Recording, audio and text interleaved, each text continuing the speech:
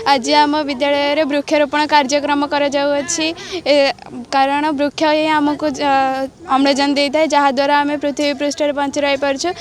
वृक्षर अभाव रे परिवेश असंतुलित होद्वारा वर्षा कम हो जहाद्वारा एलुनिर प्रभाव पड़ुछि। वृक्ष आमको बहुत उपकार करे आम वृक्ष ठारू बहुत किसी उपकार पाई था। वृक्ष आमको अम्लजान देता है रही घर देता है खाइबाई फल और खाद्य देता है। एणु आम शपथ नवा प्रतिथर आम गछ लगाई यहाँ बंचाई रखा। आज आम विद्यालय वृक्षारोपण कार्यक्रम आम व्यवस्था करूँ।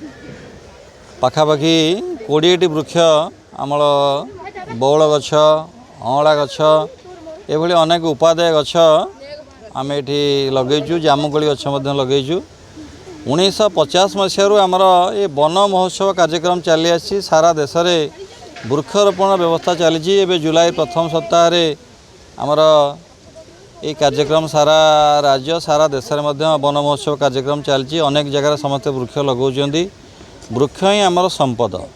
एवं सबुठारु मनीष जेते आगे चले जलवायुर परिवर्तन पाणीपागर परिवर्तन आम समस्त एक चिंतार कारण। मनीष बंचापी विशेष समस्या देखा दूँ। बन्या बात्या मरुड़ी चलित वर्ष एल निनो कारण प्रबल उष्म बा गरम प्रवाहित अनुभूत होउची। फल लोक मान जीवन धारणा बा बंची रही बड़ समस्या सृष्टि होउची।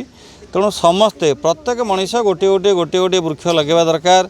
पिला माने निज भविष्य आगामी भविष्य से वृक्ष लगेवा दरकार। गछ आमको सबू जोगाऊँच।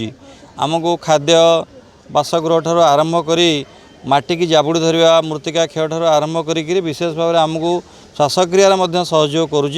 तेणु आम समस्ते वृक्षारोपण करवा परिवेश को आम संतुलित करवा समस्ते शांति बंचापी वृक्षर आवश्यकता विशेष भाव में आम समस्त गुरुत्वपूर्ण वर्तमान समय।